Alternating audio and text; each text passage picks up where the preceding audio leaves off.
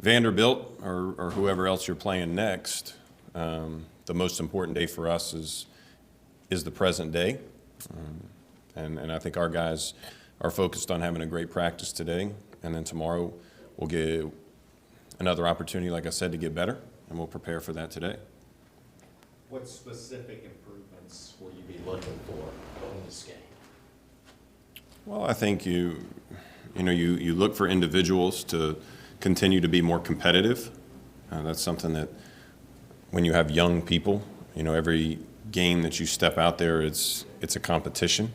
And I think when guys are still continuing to master their craft, it's about being professional every single day. If this is what you want to become, and that's the kind of question that Cal asks each one of them every day is do you really want to be professional, and how hard are you working to master your craft? How hard are you working to be professional? And I think that's the challenge that our staff gives each one of these guys every single day. So I think each day that we step on the court, you're looking for individuals to rise up, to compete a little bit more, to accept the challenge, whether it be from Coach Cal, whether it be from Kenny, Tony, myself, or a teammate. I think every day we look for improvement, and I think by and large we're starting to see that. What can Vandy do that would be threatening? How would they threaten you guys if that were to happen? Well, I think every team at this level has talented players. They can shoot the ball, so you've got to be locked in defensively.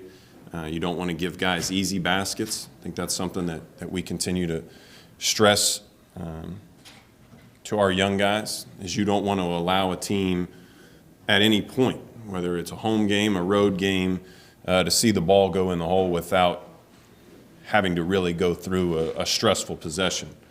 If they go through side-to-side offense, if they set great screens, if they execute their offense and make a shot with a hand up where we're contesting the shot, you smack them on the back and run down and play offense.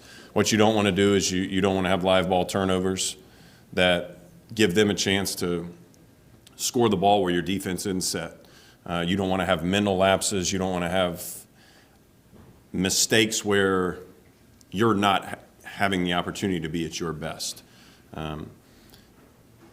So I think anytime that you're playing a team in the Southeastern Conference, they've got talented players. They've got a coaching staff that's put together a game plan that is going to, try to take our strengths and turn them into weaknesses, and try to then take our weaknesses and exploit them.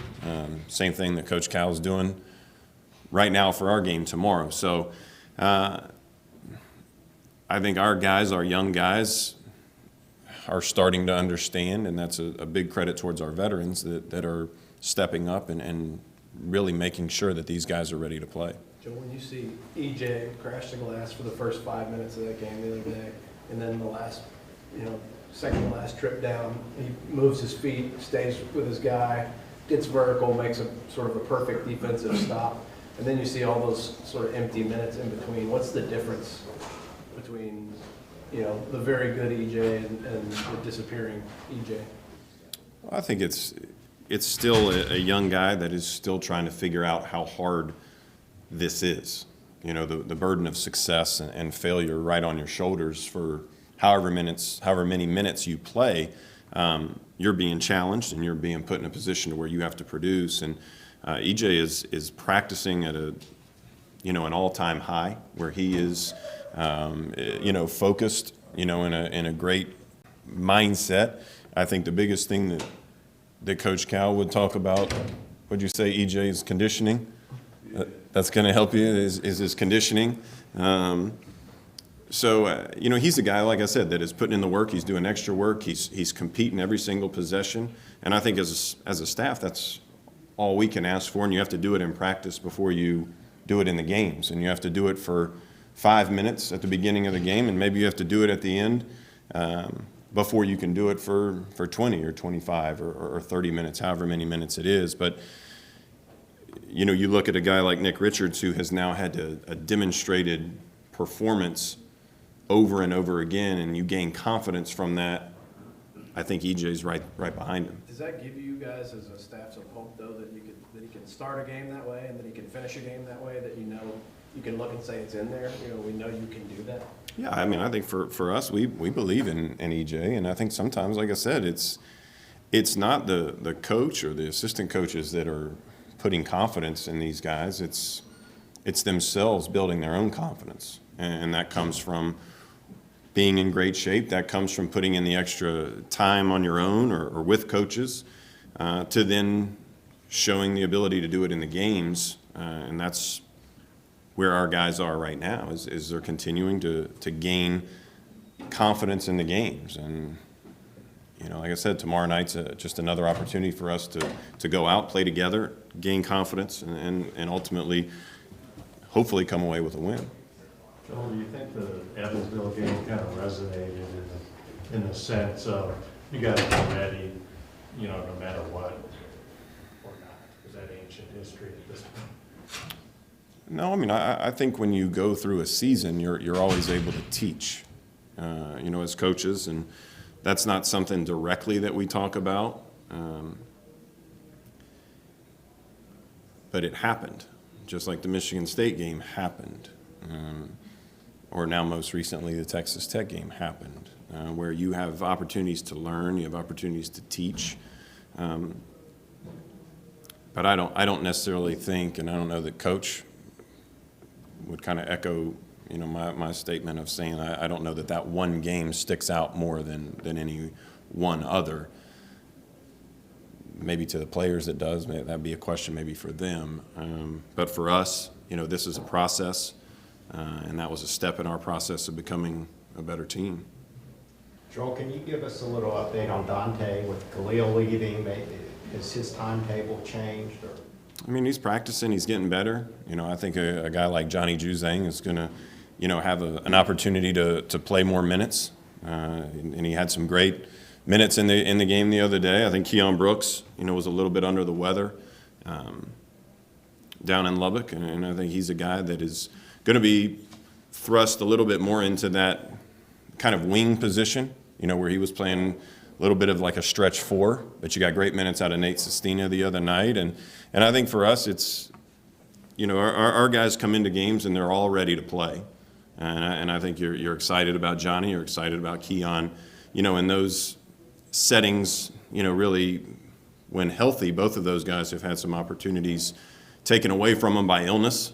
And I think you move forward in hopes that they're all ready and that we all are healthy tomorrow night and moving forward. How realistic is it, Joel, that Dante, he hasn't played, it's late January, that there's time for him to catch up and, contribute? I mean, I think Dante's working hard, and everyone's on their own path and their own timetable. And, when Dante's ready and, willing to be ready to go, I think for us, it's, there's no rush, on our part. And I don't know that there's any rush there. You want to make sure that you're in the right frame of mind, the right physical state of mind, and, we'll cross that bridge when we get there. Nick said the other night that he's comfortable, that he feels good, he knows his role on the team. Is that good to hear as a coach, that he is feeling comfortable in his role? Yeah, I mean, Nick is a guy who has put time in, who's, once again, like I said earlier, has had a demonstrated, performance and has had success doing what, Coach Cal has asked of him, what our team has needed from him, and he's done it in major minutes. And when I say major minutes, crucial points of the game. And you're only going to gain confidence through that. Making big free throws, coming up with big rebounds, and little things, for Nick, where he gets rebounds and throws a perfect outlet pass, gets an offensive rebound, first play of the game, we kick it out. He has another great kick out to Johnny Juzang for a wide open three, early in that half. And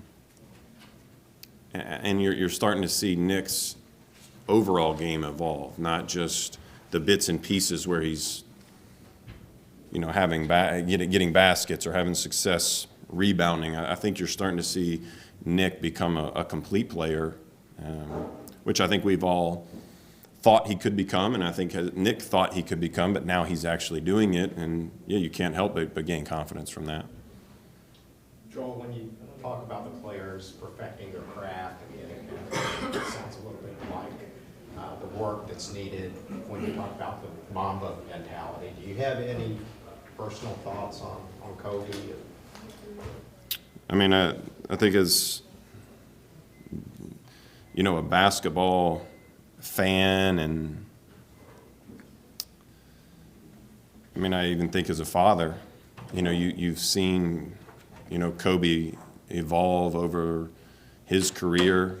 I mean, I can remember like it was yesterday getting up at, I don't know, 3:30, 4 o'clock in the morning to watch that gold medal game when Kobe went crazy in the fourth quarter, and I remember the rest of that day just feeling just this euphoria because, you know, USA Basketball had hit that low, and now Kobe had basically put the country on his back and helped us get the gold medal. I think in the last, you know, couple of years, you know, you watched a bit of a idol or a hero